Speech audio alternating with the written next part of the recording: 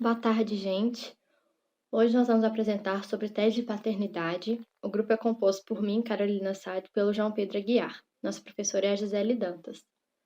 Alec Jeffreys, ele foi pioneiro na genética forense, pois em julho de 85 ele publicou na revista Nature um artigo sobre uma técnica laboratorial de estudo simultâneo de múltiplas regiões do DNA.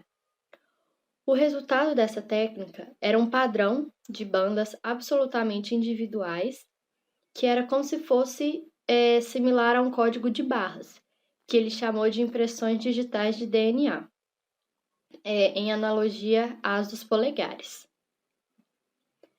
Em relação ao uso criminal, a primeira aplicação foi identificada no criminoso que violentou e assassinou duas jovens em Nabourot, em 1983 e 1986. E essa descoberta tornou possível comparar o padrão genético de dois ou mais indivíduos e também, pela primeira vez, poderia se comprovar com certeza absoluta, que é uma chance superior a 99,999%, se o indivíduo seria ou não o pai biológico de uma criança. Então, o que é? Teste de paternidade é o meio mais preciso para esclarecer a dúvida de paternidade ou maternidade. Por que ele é feito? Ele é feito para a gente ter certeza que aquele homem ou aquela mulher são os verdadeiros pais da criança. E quem que pode fazer esse teste? Só os pais? Só a mãe? Não, qualquer pessoa que quiser sanar essa dúvida.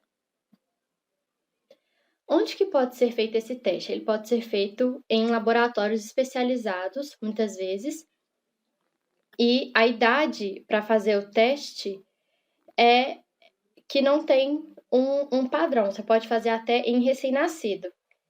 E também uma dúvida que a gente pode ter em relação a esse tema é qual material biológico que deve ser coletado para fazer o teste de paternidade. E a gente fala que é o sangue periférico com anticoagulante ou secreção mucosa. O exame de paternidade também, ele é comparativo, porque metade do DNA vem da mãe e a outra metade do pai. Então, após tipificar ambos, é feita a comparação com o DNA do filho. E aí, o primeiro passo, depois dessa tipificação, é sempre tentar excluir a paternidade com as informações do laboratório após tipificar as regiões do DNA. Quando no teste há 4 ou mais discrepâncias, a paternidade é excluída por ser improvável. Bem, na ausência da exclusão, se iniciam os cálculos para pesquisar o oposto, que no caso seria a paternidade positiva. Sabendo que existem vários testes para provar essa paternidade, eu vou citar três, que seriam a PCR, a eletroforese, que entra complementando a PCR, e o sequenciamento de nova geração. Bem, a PCR é uma técnica de multiplicação da fita de DNA. Em 1980, ela passou a ser utilizada para fazer milhares de cópias de um único pedaço de DNA. E essa técnica ela é usada em tubos de ensaio contendo DNA, é claro, com mais alguns outros compostos, como primers, a enzima de DNA polimerase, que é a que faz a replicação desse DNA. Os primers são fitas de DNA com mais ou menos 20 bases complementares que se ligam por complementaridade ao início da sequência de DNA que quer ser multiplicada. Quando essa molécula de DNA vai se multiplicar, ela precisa se separar, porque ela é uma fita dupla e ela precisa se separar para que possa ser lida e assim ser sintetizada uma cópia. Cada fita vai servir como um molde para duplicação, por isso a gente vai precisar de dois tipos de primers diferentes. Resumindo como funciona essa etapa de multiplicação do DNA, primeiro se pega um tubo de ensaio com uma amostra de DNA e se coloca a enzima de replicação, que seria no caso o DNA polimerase, e também os nucleotídeos de DNA e os primers complementares da sequência de DNA que são colocados nesse tubo. Colocando esse tubo na máquina de PCR, que seria uma máquina que aumenta e diminui a temperatura de acordo com o programa, os passos são os seguintes: o aquecimento e o resfriamento, que acontece dentro dessa mesma máquina.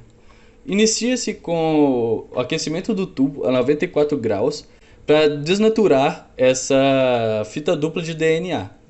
No caso, seria a melhor forma de dividi-las. Sendo assim, cada fita desnaturada serve como um molde para a síntese de novas cadeias complementares.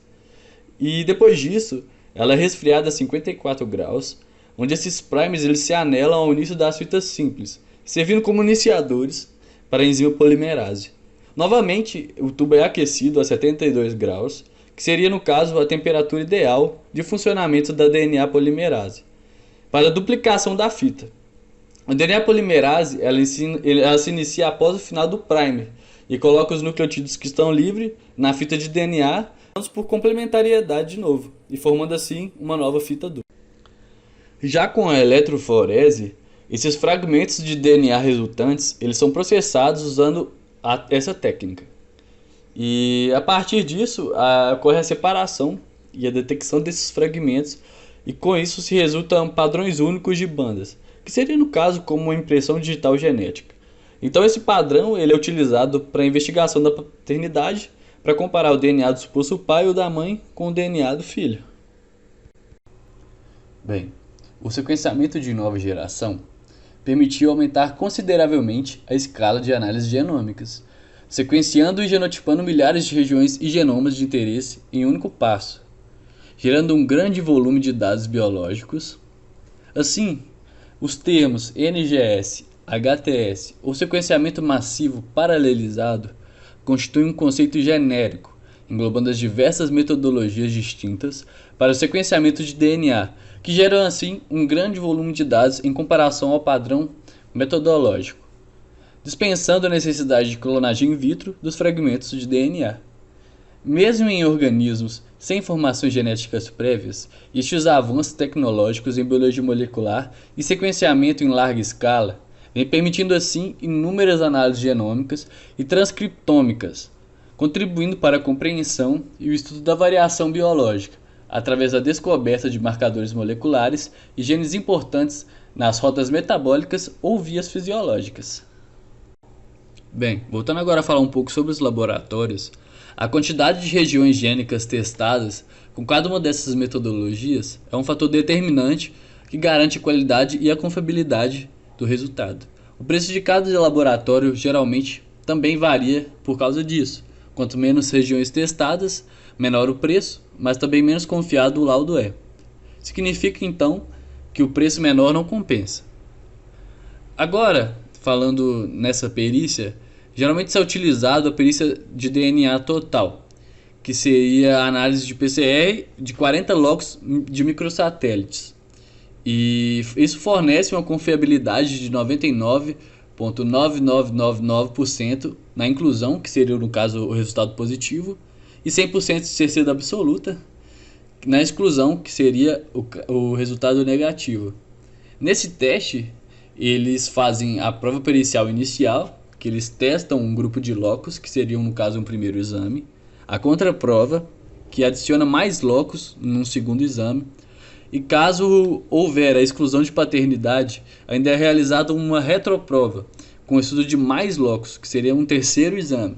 Essa retroprova ela é feita com DNA extraído de amostras em datas diferentes e equivale a um novo exame, sendo totalmente refeito desde o início. Aqui são as referências de onde a gente tirou essas informações. Eu agradeço a todos vocês. Um bom dia a todos.